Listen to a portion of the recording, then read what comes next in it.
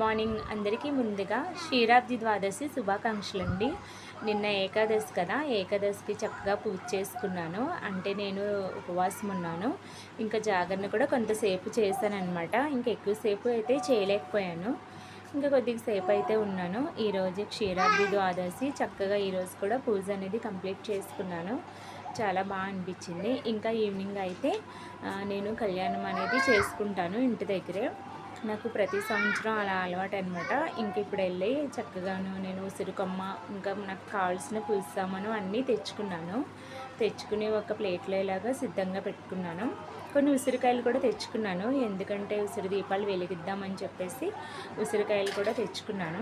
ఈరోజు ఉసిరి దీపం అనేది వెలిగించిన, దీపదానం చేసిన ఇంకా మనకి చాలా పుణ్యం అని చెప్తారు. స్వయంపాక దానం చేసినా కూడా చాలా పుణ్యం కదా.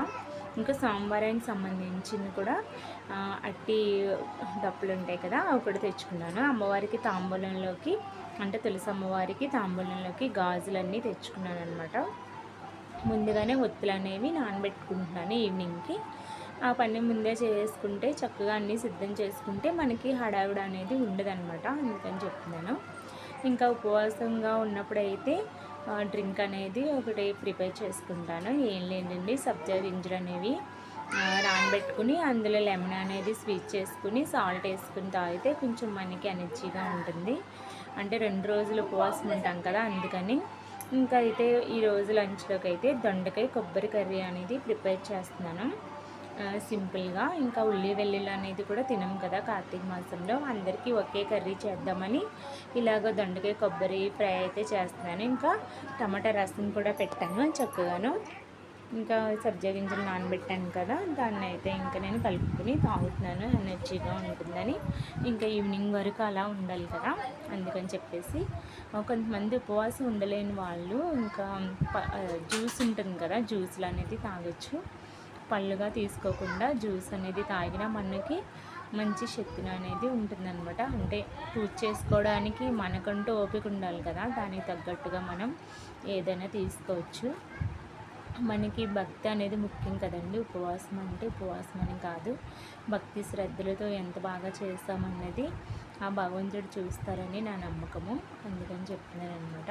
ఉండగలిగితే ఉపవాసం ఉండొచ్చు 2 రోజులు, లేకపోతే పొట్టు ఫోన్ చేసి ఇంకా ఈవినింగ్కి స్నానం చేసుకుని చక్కగా పూజ చేసుకుని ఇంకా టిఫిన్ అనేది చేయాలన్నమాట. ఇదిగోండి ఈవినింగ్ అయితే రెడీ అయిపోయి చక్కగా తులసి దామోదర వివాహం అనేది చేసుకున్నాను. ఫోన్లో పెట్టుకుని మంత్రాలు వింటూ నేను పూజ అనేది కంప్లీట్ చేసుకున్నాను. ఉసిరి దీపాలు కూడా వెలిగించుకున్నాను, చాలా బాగా అనిపించింది.